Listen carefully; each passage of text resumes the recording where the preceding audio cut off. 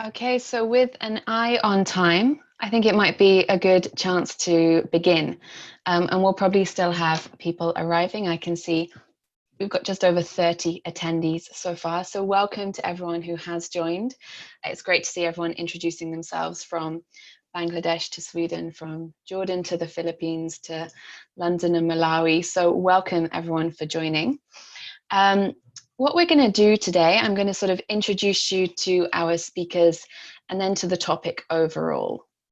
So today we've got a 1-hour webinar entitled Future Foresight's Tips and Tools to Plan for Uncertainty. And I'm really excited to bring this webinar as part of Humanitarian Leadership Academy in collaboration with NESTA, so with Laurie Smith from NESTA. So you probably know me if you've been joining this webinar series. I'm Lisa, I'm a learning advisor at the Humanitarian Leadership Academy based in London, based in one place, one room in London right now. And we're joined today by Laurie Smith, Principal Researcher in Explorations at NESTA, so the Innovation Organization, which is fantastic. And then also joined by one of my colleagues, Sheila Warrow-Hugh, Talent Management and Capacity Building Manager at Save the Children, who's also going to be sort of co-leading the webinar series and taking this on in the future, which is really exciting. So welcome to both of you, Laurie and Sheila. Thank you for joining us today. And a little bit about what we're going to be doing today. Now, first, probably you're all really super familiar with Zoom. If you're not by now, it's great to have a kind of a quick run through. Firstly, we've chosen a webinar function rather than a meetings function. This means that we can see all your names. We can see how many people are joining us. I can see we're nearly up to 40 now, but we realize it actually means you can't connect with each other. You can't see videos, you're going to be muted. And we've chosen this just to sort of manage the webinar. But we really still encourage participation and chat. We really want to hear from you and to have your input. So please do use the chat to introduce yourself, say hello to other participants, echo something. If you agree with something that's being said, say yes. If you disagree, feel free to shout that out in the chat. And then if you hover down to the bottom of the screen, if you're joining us on a computer today, you should see a Q&A button. That's where you can post questions for Laurie, who will be leading the content part of this webinar. And at various points in the webinar, I will pause, summarize some of your questions and throw them at Laurie, hopefully in a manageable chunk. So please post your sort of technical questions in the chat, not in the chat, in the Q&A, and we'll try and keep track of them there.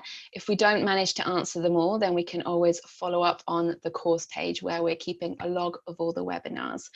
The webinar is recorded, but it's just our smiling faces which are recorded, as well as the slides, and we do post the slides on the Kaya course page after. And probably the biggest challenge is active listening. I know that we're not all face-to-face. There's a lot of temptation. I myself have 2 screens. There's a lot of temptation of different things popping up with emails. We really encourage you to actively listen for the next hour and participate. We're going to be asking a little bit more about you, about your thoughts in the polls, so please do stay engaged. And as part of that, we're actually going to be badging this webinar. So this is part of a series where the webinar is badged. So after this webinar, you can go back to the Kaya course page, which is probably where you signed up for this webinar, and you can fill in a quick reflections document in order to claim your digital badge, which can then be shared on social media. So that's another way to make sure that you stay motivated and engaged. Lastly, if you want to tweet, our handle is there, as well as NESTA, where Laurie's joining us from today, and that's our hashtag for the whole series. Now, really excited to hand over to Laurie now. We've sort of chosen a topic which might be slightly wide of what we're normally talking about with online learning. And I see that we've actually got some learning specialists joining us from across the world today. But this is really in response to the need to sort of integrate some innovative thinking in how we're acting as humanitarians at the moment, both as learning designers and as humanitarians more widely. And we certainly at the Academy have seen a lot of demand for things like scenario planning in terms of preparing for uncertain or challenging situations.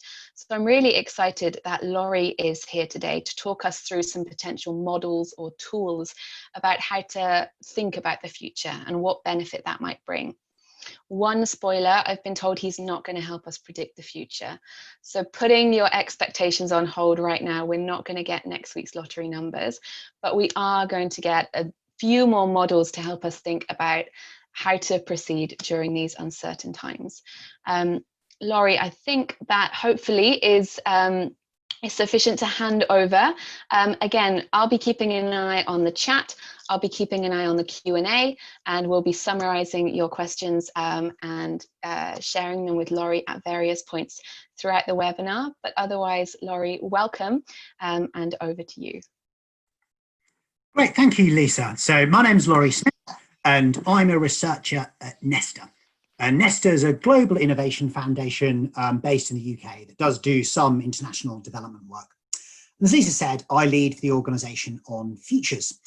And also, especially she preempted some of what I said by, I think the most important takeaway from this talk is that futures is not really about predicting the future. It's much more about exploring uncertainty. I'll explain that a little bit more as I go on. What I'm going to cover in my talk is a bit of background and history to futures, so what it's all about, some futures methods and examples of their use that hopefully will be sort of relevant to you guys, a little bit about what we call participatory futures, so that's engaging with the public with conversations about the future. I'll provide a few tips should you decide to use futures methods yourself, and also I've got some sort of questions about the future that might be relevant to humanitarian work to sort of start discussion.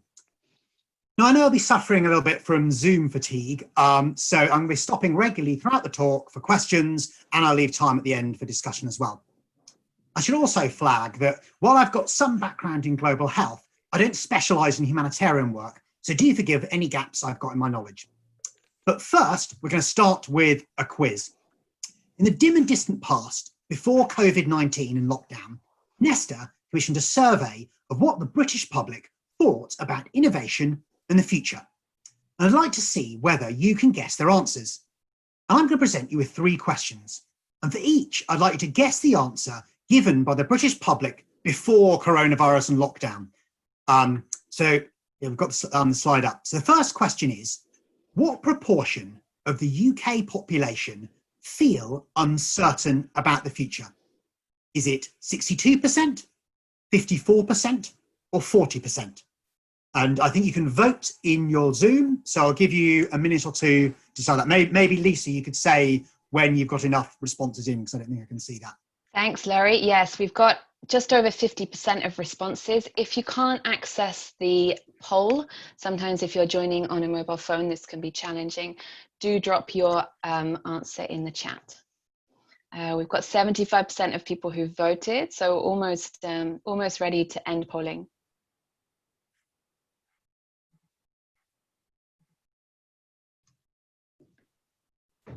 Okay, great. I think there's a clear winner, so I'm going to end polling now. There we go. Fantastic. So what are the answers? So it looks like most people voted 54%. And in fact, the answer is 62%. So more people felt uncertain about the future than you guys thought. So can we move to our next question? Lisa, just bump on the slide.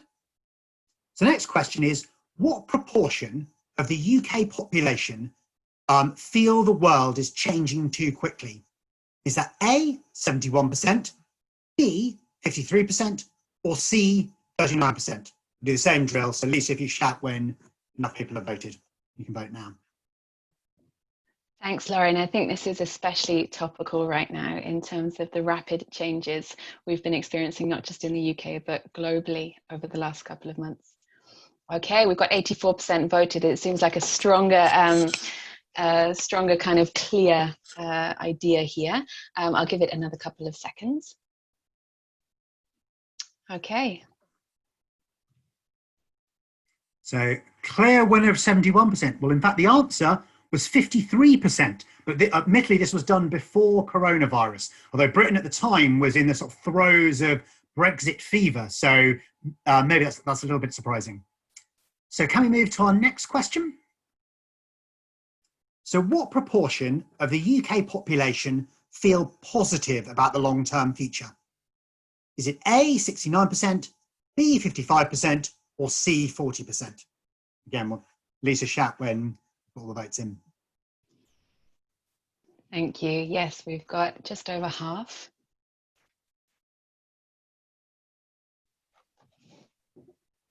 Okay, a couple more seconds.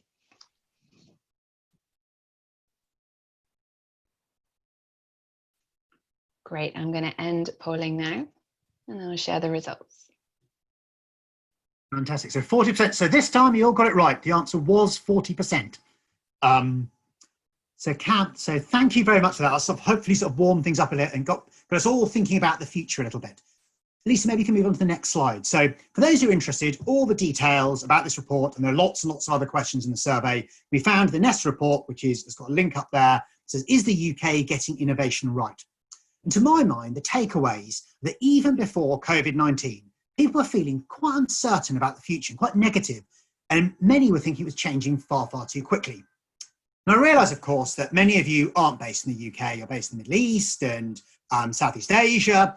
And I was quite wondering if any of you guys had any reflections on what you think the results might be where you live. Will people be more uncertain? Will they be less uncertain? Would they have been more uncertain and negative now? Would it be different, say, 6 months ago when the survey was done? Maybe you could put some thoughts into the chat, and I can have a sort of chat about them.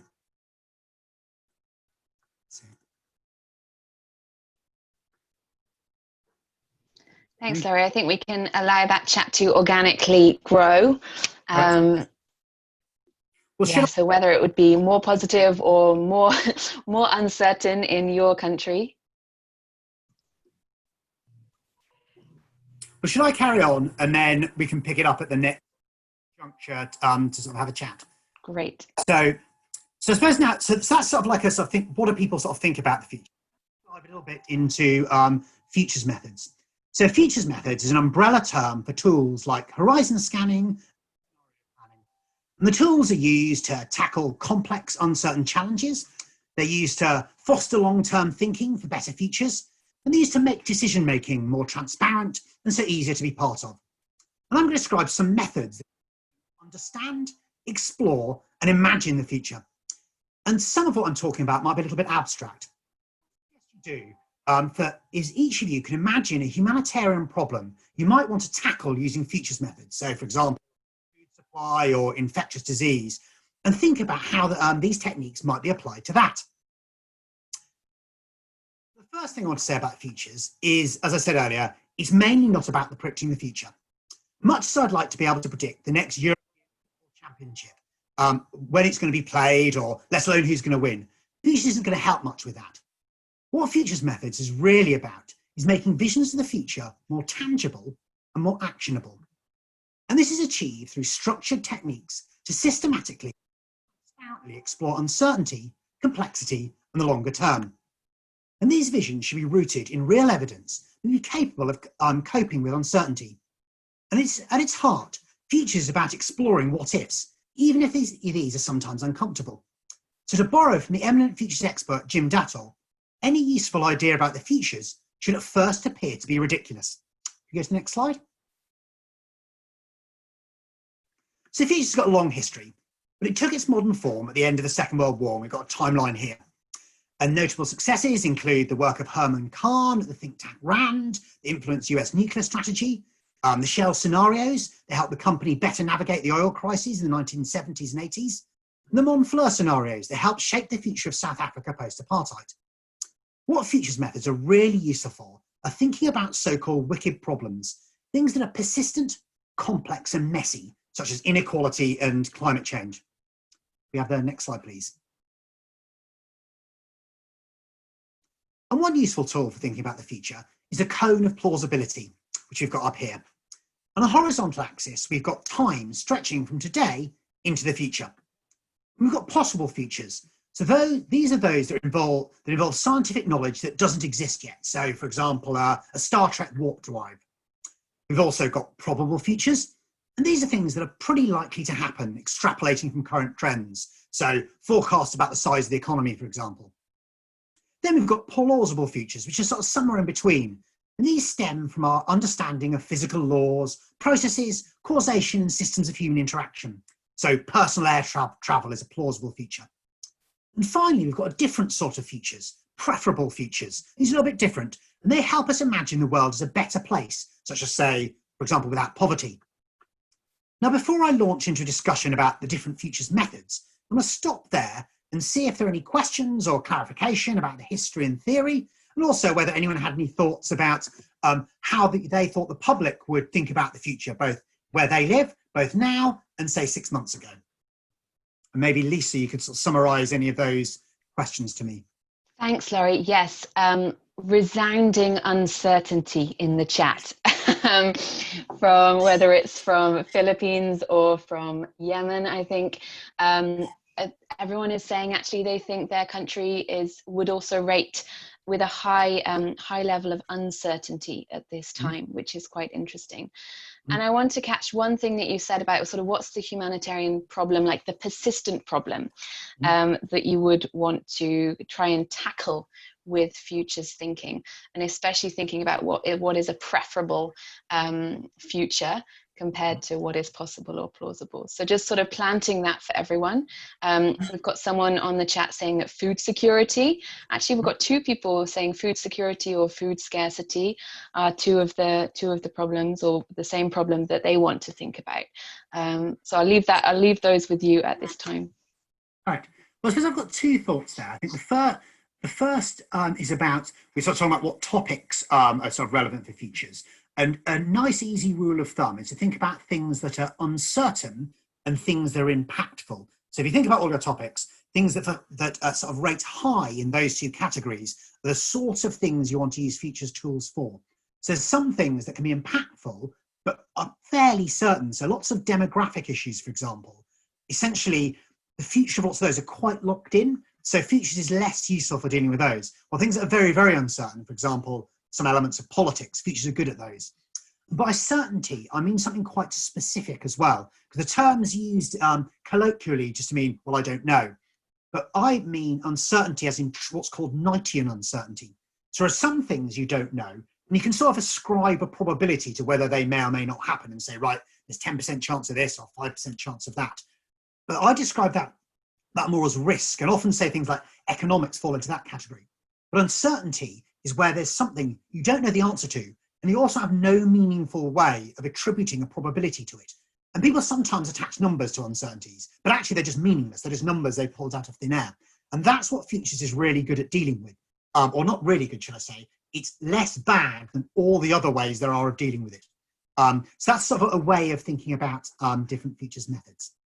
So now moving to sort of having a chat about some of the different tools and techniques. And there are lots of these, and lots of them have quite sort of technical sounding names like causal-led analysis and backcasting. But most are actually quite straightforward. And to make things a little easier, NESTA's published a short futures explainer.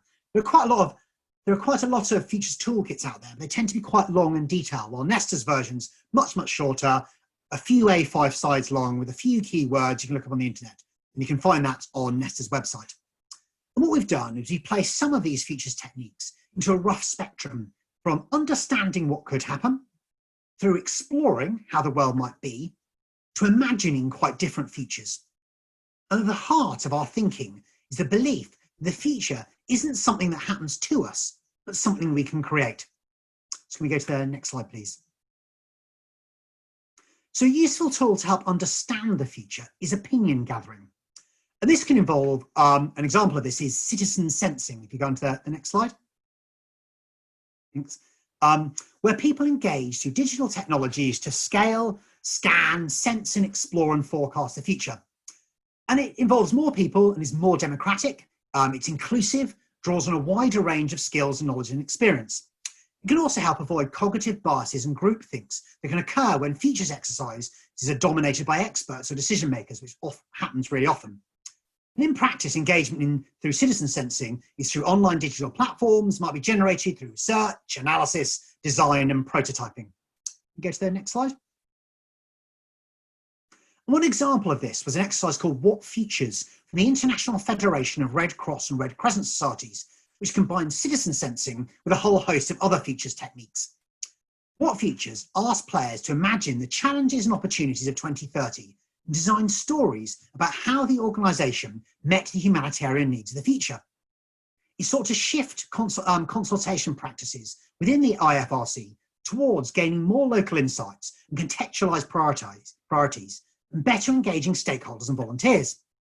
In June 2017, a pilot version of Whatfutures focused on 5 countries and registered 400 players.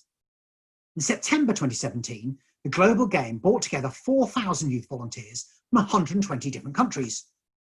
Content from both games was turned into a newspaper from the future, part of a broader humanitarian experiential futures exhibit, the IFRC General Assembly in 2017, which is the highest decision-making body of the 191-member federation. And outcomes from Whatfutures contributed to the final priorities of the IFRC's global strategy in 2030. So that's one example of understanding the future, but there are other techniques as well. I've just talked about one with one example. There are many others as well. So should we move to the next slide? So I suppose the other area we're going to look at is exploring the future, and scenario is a good example of a futures tool to do this, and it's also a foundational futures technique. Move to the next slide. So scenarios provide snapshots of different futures, and they can be used to help build shared understanding, consider winners and losers, and examine opportunities and threats. And scenarios are often built and explored through facilitated workshops, following desk research, and sometimes interviews. Move to the next slide. And one examples of the use of scenarios is Rockefeller Scenarios for the Future of Technology and International Development, that was published in 2010. The starting point for the project was recognition of the importance of technological change in the developing world, but uncertainty about its role in alleviating poverty. To explore the range of possibilities, 4 very different, yet very plausible visions of how technology could profoundly alter how we address some of the most pressing challenges in the developing world were created. The lockstep scenario, which I think is in the top left-hand corner, is particularly pertinent given COVID, with its discussion of a pandemic, a slow response by America, and rapid lockdown by China. And what I like about this project is it explicitly discusses potential impacts for philanthropy with the audience of the report. What often happens in futures is people get terribly interested in the methods, but forget what they're trying to change in the world. And this tries to bring some of the thinking and insights and bring it back to the original topic of philanthropy. But I should say lots of the scenarios in this report are quite negative, and I like to have much more balanced scenarios because futures are rarely wholly negative or wholly positive. You often get winners and losers. And also another thing about the report is the descriptions of scenarios are quite good because they provide an overview of the scenarios, but also they provide little short stories from perspective of people living in those scenarios, which I think are a good step of making these futures a bit more experiential. And there's lots of even more cutting edge techniques to do that, which I can talk about later if you like. So can we move on to the next slide? So finally, we've got ways of imagining the future. And these can be used through techniques like, say, speculative design. So can we move to the next slide?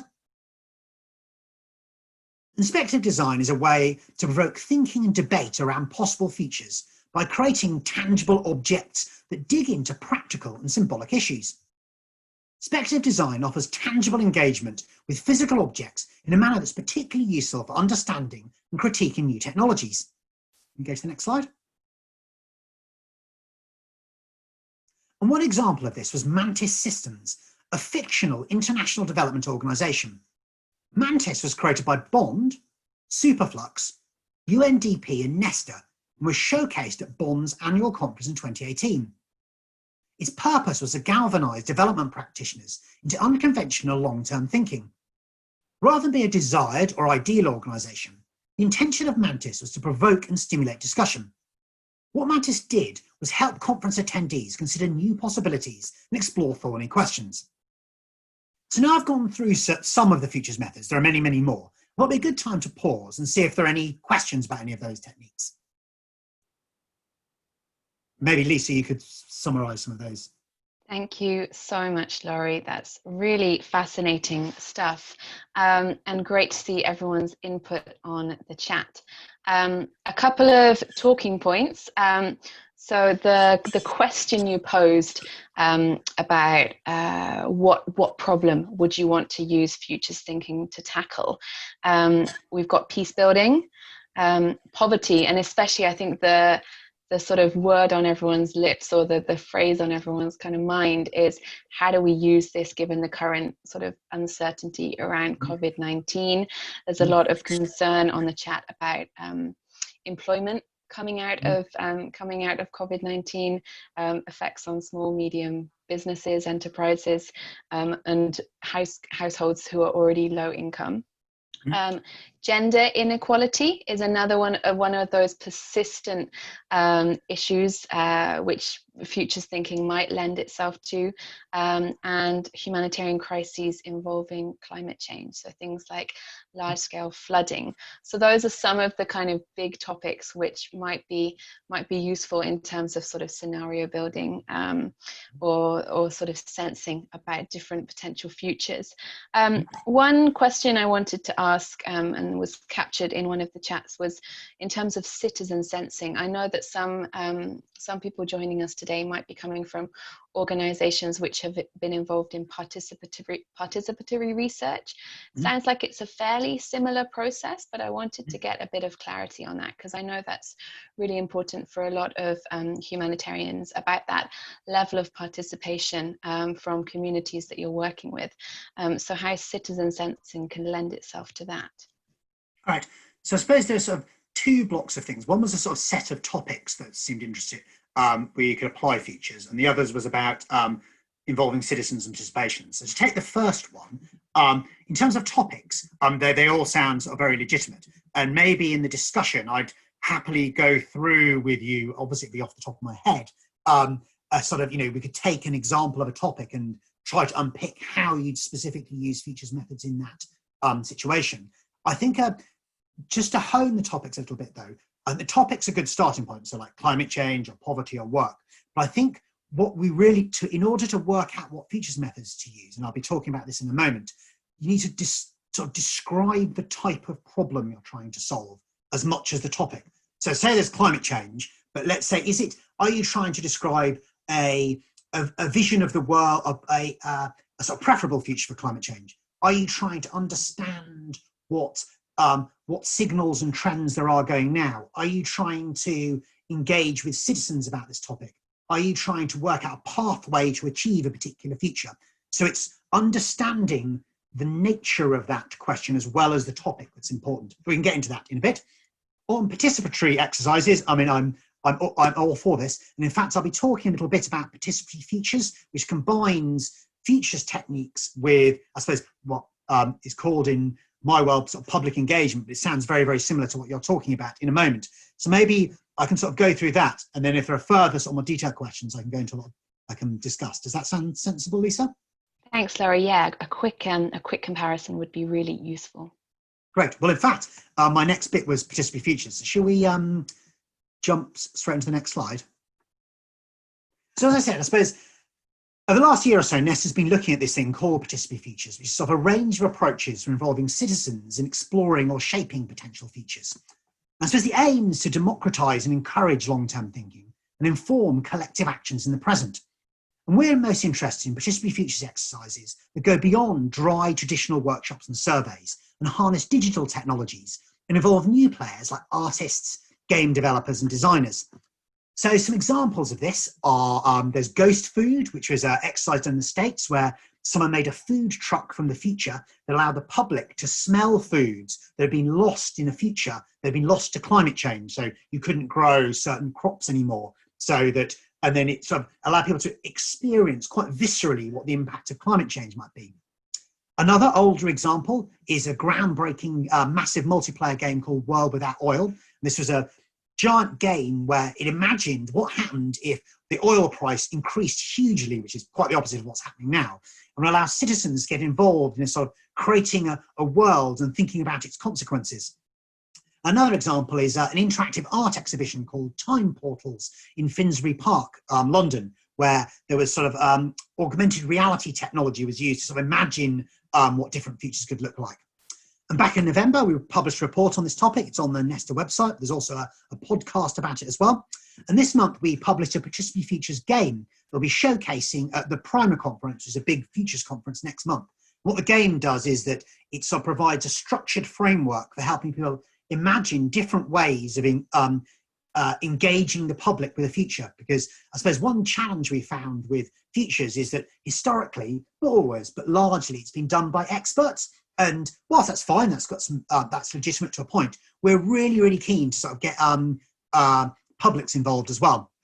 And I suppose one of the impacts of this work is a programme that NESTA is doing called Data Dialogues, which involved our health lab and the Scottish Government, Scotland's sort of region of the United Kingdom. And the intention of this is to better understand the views of Scottish citizens on sharing health and care data and exploring alternative futures together that benefit everyone. So that's sort of an overview of some of our Participatory Futures work, and I'll happily answer questions on that. Do you want me to ask some questions on that now, or should I go on? What's most useful? You feel free to keep going at this point. I've captured a few great questions which are coming up, and we can pause at another stage. All right, great. Should we move on to the next slide? So what I'll do is I'll round off with a few tips in case you're planning to use futures methods yourself. The first tip is that futures is as much a way of thinking about the world as a set of methods. So this includes considering many possible futures, not just one. You'll notice I use the word futures rather than future. And this is also sort of discussed in the cone of plausibility I mentioned earlier. And it also involves thinking about futures as a tool for exploring uncertainty rather than predicting the future, which is a point I know I've made a few times, but it's so easy for futures to get confused with people making often spurious predictions. It's a way of thinking about the world. The second tip is that, I sort of alluded to this a little bit earlier, is start with the problem you want to solve and then select a suitable method. Quite often people aspire to use futures, fall in love with a particular method that might not be suitable to the problem they're trying to solve. So, and in fact, our Participatory Futures report provides a useful framework of the types of problem futures can be used to tackle and what methods are suitable for them. Now, I should add, it's not a simple mapping exercise. So it's not that one method is useful for solving one type of problem. Often methods can be used for lots of different sorts of problems in different ways. The third tip I'd like to give is that the best way of imagining the future, or futures, is often in diverse groups involving citizens, not just experts. As I said, historically, futures exercise has been dominated by large businesses, academia, consultancies, and government foresight teams. And NESTA is keen to break open these debates, not only because it's the right thing to do, but also because there's evidence that more diverse groups think better. The fourth tip I'd like to give is to work well, futures requires senior buy-in, for which you'll need to make the business case. Futures is often experiential, so where possible, bring leaders on the journey with you. Ensure there's a clear route to impact from the start. Futures thinking should be integrated into the day-to-day work of your organisation, not kept separate from it. The fifth tip is if you're doing futures work well, then it can be really uncomfortable. Insights from these techniques can challenge worldviews and well-established ways of thinking, and this is exactly the purpose of futures. Shell might not have liked the disruption to the oil market from its scenarios, but it was better business in the long run to understand the possible futures than to deny them. And finally, futures methods can be used in combination with other futures methods and innovation methods. So for example, horizon scanning might be used to identify trends, and then that might be combined to help build scenarios, which then might form the basis of a research sprint. So these are almost like Lego blocks you can stick together to solve all sorts of different sorts of problems. So if you want to know who's going to win the European Championships, then futures isn't that useful. But if you want to explore what different outcomes might mean for who, then futures can help. And finally, before I did this presentation, I had a chat with a colleague of mine who used to work in international development. And we came up with some topics to which the humanitarian sector might wish to apply futures methods in addition to one's own. So ones we were thinking about was how can futures be used to bring together humanitarian, international development and security, which I understand often work in the same space but can be quite fragmented. Another area that we thought was interesting was the financial challenges facing the humanitarian world post-COVID, so fundraising, overseas development assistance, and also remittances. A third area we thought was interesting was how is futures might be combined with forecast-based financing, which I'm sure you know more about than I do, but my understanding is that's where organisations seek to preempt disasters rather than wait for them to happen. And the fourth area of interest might be how to involve smaller, innovative insurgents who might be willing to use these new techniques in international development, when my understanding is many current contracts are dominated by a few larger organisations that sometimes might be less willing to use these innovative techniques. So there's some challenges and some ideas out there. So I'll stop there and maybe hand over to Lisa, who might want to summarise questions. Thank you so much, Laurie. Really interesting, and I think a lot to take on. Certainly, I'm not a futures thinking expert, so there's definitely a lot for me to learn here. I want to summarize a few questions from people in the chat, and it's worth saying we've got just under 50 participants joining us today. So thank you all for your attendance. It's great to see some interaction on the chat. A couple of kind of quick ones and then a few bigger, meatier ones, if that's okay, Laurie. Great. So the first one is, a few webinars ago, we had a webinar about design thinking, which was when you're starting to put yourself in the shoes of who you're designing for. You might do some testing and some quick prototyping in order to build an appropriate product, whether it's a learning course or a new tool for someone. And someone on the chat has asked, how does that compare to futures thinking?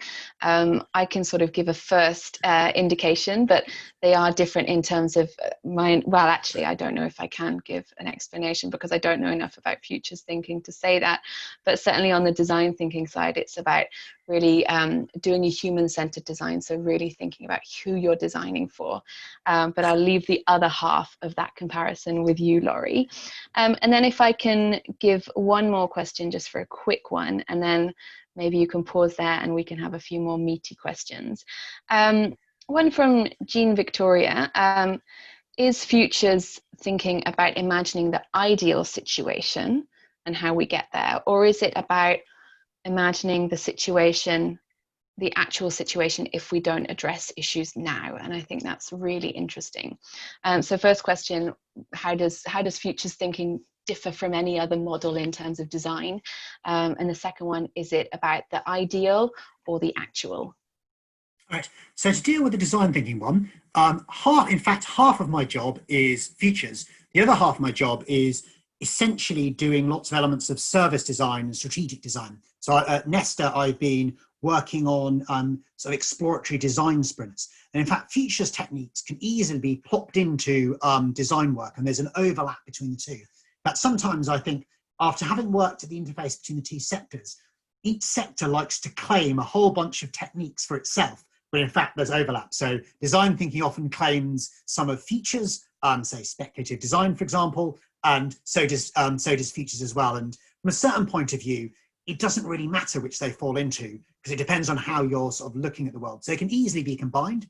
One example of where I've done this at NESTA is we did a design sprint on user-centered democracy. So what we did is got an interdisciplinary team together, and we wanted to look at what would democracy look like if it was more user-centered. So rather than be based around institutions, what would be based around people? And we used futures tools for this. So we imagined what the world might look like in 2030 for particular personas, and sort of thought about what would they want, what are their needs, and then sort of tried to create a future in which democracy fitted into that. In fact, we had a data scientist on the team who managed to make a little computer game showing a lady going around, a day in her life, showing how she interacted with this sort of user-centered democracy. Sadly, that's all internal work for our internal strategy work, and hasn't actually been published, which is a shame. But others have done it as well. So say, for example, Kat Drew, who's the chief design officer or something like that at the UK's Design Council. She's often put futures thinking techniques in service design. Certainly, she worked for an organisation called Us Create, which has now been bought by FutureGov.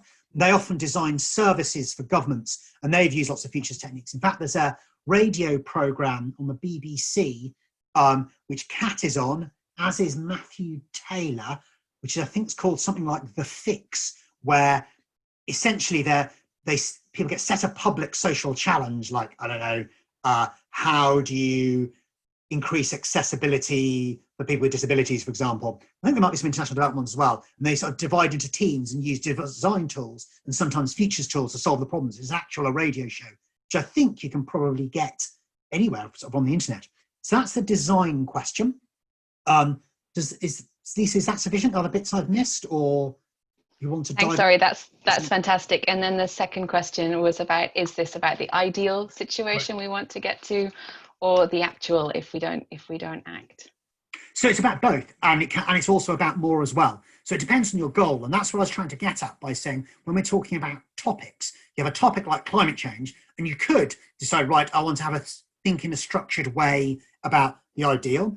It could be about, well, what if I didn't do this? Or it could just be thinking about, well, what are plausible futures? So for example, you might go, all right, I'm a decision maker, let's say in the humanitarian world, and I've got to decide where to spend my budget over the next 10 years. And you might think, well, what are potential futures? So you might go, all right, you might say create a handful of scenarios that where the world is different under different conditions.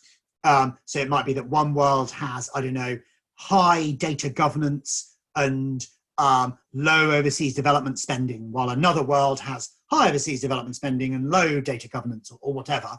And then you might think, well, what decisions can I make today? Well, that might be spend money on this or spend money on that.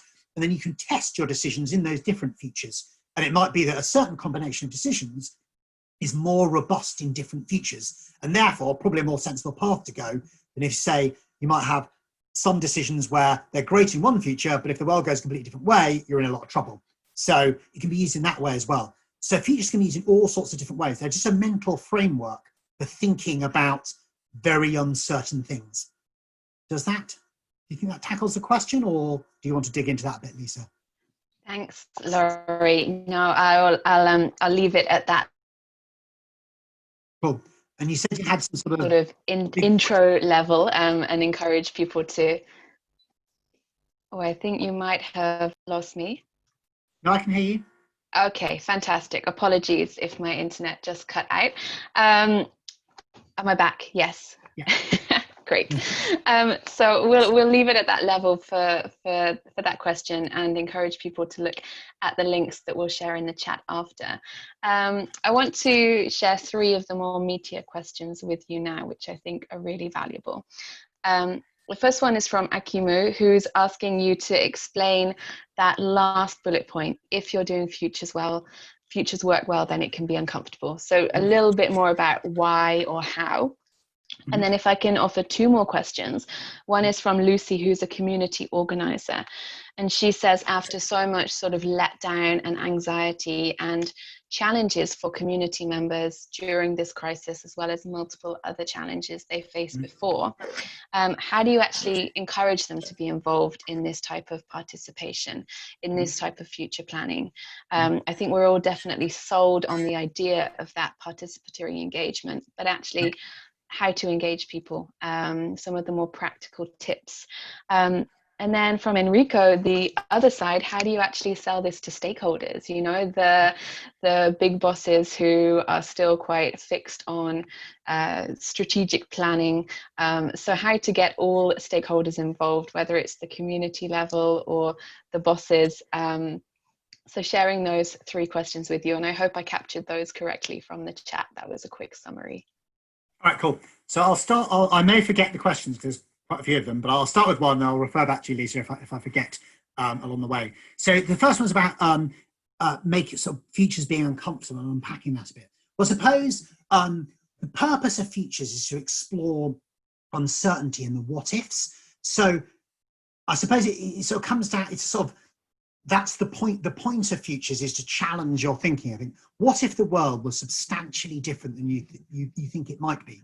Because if the world's quite predictable, then you don't need futures methods. So say, for example, as I was mentioning, certain demographic forecasts or economic forecasts, you know, where growth might be up 0.1% or down 0.2%. We've got, excuse me, powerful tools that help us understand that. So we don't need futures methods. What futures methods are to do are to challenge us all a bit and make us think, well, what if the world was substantially different? And what if things can sort of turn out different? And that can be uncomfortable when things aren't happening. But as we, I suppose, saw in the world, saw as a result of COVID, that can happen, or the financial crisis. And in fact, I mean, even something like COVID, although lots of people talk about it being a black swan, it was the specifics of COVID probably wasn't predictable, but that you would have an emerging infectious disease was entirely predictable. The lockdown scenario I mentioned earlier, written 10 years ago, admittedly talks about pandemic flu rather than COVID, but essentially the outcome is really, really similar. In fact, it's entirely predictable, but still things didn't happen. And I suppose with sort of futures, I think the point of it is to challenge thinking. If you're not challenging thinking, then you're probably not, you either don't need futures or you're not doing it properly. Does that make sense, Lisa, or should I expand more? Thanks. I'm not seeing any requests for clarification on the chat, but yeah, it does make sense. I know that I gave you a couple of extra questions. Yeah, I can go to it one time. If they've now disappeared. One is about how to encourage the community to be involved, especially after so many challenges, how to make sure that they're involved and benefit, but also motivated through this process. Yeah, so I suppose we sort of, lots of the tips I give for what I describe as participatory futures are quite similar to other public engagement techniques, which I'm sure you guys all use. So I suppose, I think one of the most important is that engagement has to be genuine. And so what can happen, particularly I come from a world of sort of science and technology studies where there might be new technologies like, say, GM food or nanotechnology. And what can happen too often is that public engagement isn't sincere. Essentially, it's a PR exercise to justify a predetermined set of conclusions. An example of where that went badly wrong was something called GM Nation in the UK.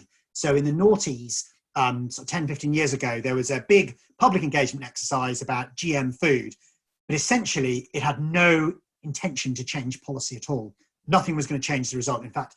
And people found out about this and it lost trust. So people eventually, in fact, I think what happened was that the experts involved abandoned the exercise and were really, really unhappy. So you've got to have genuine engagement and opportunity to change things. That also has to be tempered with realism as well. So I think you also have to be clear about how much things can be changed, because everything doesn't necessarily have to be democratic. Some things should not, some things can, some things can't be. So as well as having genuine engagement, you've also got to be honest about how much things can change. And I think if you're straight with people about, well, this will change things, but these are the credible options on the table, then people can accept that to some degree and choose to be involved. If they choose to be involved, great, and they can realize they can change this a certain amount. Another tip for engagement is engage upstream, and this is definitely true in science and technology studies. So what often happens is you get new technologies that are sort of just about to be rolled out, and then you get some public engagement around them. But actually, by that stage, you can't really change very much. What you need is the public engagement 10 or 15 years before to fundamentally shape the direction of that technology. I'm sure that applies in humanitarian issues as well, because certainly with technologies aren't morally neutral. They have intrinsic, as I'm sure you're aware, intrinsic biases built into them. And the classic example of this is AI, where the data that goes into the AI determines how that AI thinks, or it certainly does in machine learning, which means the bias of creators or the original data can be baked into that technology. So there's sort of three ways of engaging the public about the future. There are many more in the Participatory Futures report, which I'm sure we can share a link to later on. And what was the third question, Lisa? Could you remind me? Thanks, Laurie. Yeah, the third question was how to actually engage other stakeholders, how to convince your boss not to just do strategic planning again. Oh, I see. So, well, I suppose first is to engage. So there are a number of parts of this, and this is one of the hardest bits of Future. I think one of the biggest challenges of Futures is that you'll get a Futures team, and that's disconnected from the rest of the organisation, both the rest of the organisation and also those in charge of the organisation. So they can do some wonderful work, but it doesn't change anything. That's a really, really sort of common error. One way of doing it is to actively involve the boss, for example, or the stakeholders in the exercises. And I suppose there are a couple of reasons for doing this. One reason is because then they're involved, and if they feel they're part of a process, then they're more likely to pay attention to it because they've had a chance to contribute. Secondly, because Futures techniques or Futures methods tend to benefit from diverse thinking. So the more people you have involved, generally speaking, the better. So actively involve them, I think is good. I suppose set up stage gates so that they can be involved as well. So they can be involved at this. They don't just get involved right at the end. So in a similar way to involving the publics, you want them to be involved right at the beginning, but also the middle and the end as well. You can I'm sure you can set up processes to bring them in at appropriate points. So the third thing is connect the futures work to the core business of your organization. Because another common mistake is that you can do lots of core things with futures methods, like do these games and design, but if it's not linked to the business of the organization, then that's a problem. So I was doing some futures work on resilience in the face of emergencies, and we've done some cool scenario building, but what we had was some stories about the world, but it didn't tell us what should change as a result of that. And I had to push to get the extra step to say, all right, as a result of this, the response to emergency should be X, Y, and Z. So then you sort of always link it back. And what happens very often in futures work is people go about halfway, create their narratives about the future or museums or theatre pieces, but don't link it back to the original purpose of the organisation. So there are 3 ways of doing it. There's much, much more, but that's a starting point. Does that answer the question? Yes, thank you, Laurie. And I think it's really relevant, especially for any learning designers on the call. When we think about, designing any types of scenarios, we actually really it needs to be integrated into what we're doing. We need to be actually speaking with people who would be normally experiencing those scenarios as well. So making it as connected as possible. I might offer one more question to you, and I think you've already started to touch on some of the answers, but it really made me smile, this question, because it's quite a big, challenging question. How do you know if you're doing it wrong? From Enrico. So you touched on kind of the idea of maybe futures thinking can be disconnected from an organization in how they're planning. But obviously, if you're thinking about future scenarios, how do we know if we're getting it right or wrong? That's a really good question. I suppose one thing is that it depends what we mean by right or wrong. So by right, I take it to mean it is useful. It doesn't make an accurate prediction. So that's what I'm taking to mean as right, because there isn't a right or wrong. All futures is a series of mental tools to help you deal with uncertainty, which is really hard to think about. And what often happens with decision making is that people actually make decisions about the future all the time. They just don't make their decisions explicit and don't approach it systematically. So actually, what tools do is just flush all of that out to make it a bit more transparent, a bit more systematic, and sort of think about things that don't immediately spring to mind. So what would be some ways of know whether you're doing it wrong? Well, I suppose at the end of a project, you know you're doing it wrong if nothing changed. So you presumably are doing features for a purpose, and I suppose this is where the design thinking comes in, is that you want to solve a problem. What's your problem? Has futures provided some insights to help you solve that problem? It might not solve it totally, but it can help you. If it hasn't done that, and you've just made some beautiful art or a beautiful game, then then you're probably doing it wrong. So the second thing is speaks to being uncomfortable. So if the features aren't challenging to you and your stakeholders, or if they don't seem novel or interesting, then probably something's going wrong there. I think that if you aren't involving diverse stakeholders, where it's just a small group of people, white middle-aged men like me, and they're all the people who've involved to provide input, you're probably doing something wrong. And if I think you're not trying to solve a problem where you're getting too interested in your method rather than your outcome, then you're probably doing something wrong. A slightly negative framing, but it was framed by the sort of nature of the question. So there are some pointers. Is that helpful? Really helpful. Thank you so much, Laurie. And thank you for all those questions. I apologize if we didn't get a chance to answer all of them. I might, with respect to everyone's time, I see we've got 5 minutes left, and I don't want to make it too much of a rush. So I might suggest that we begin to wrap up.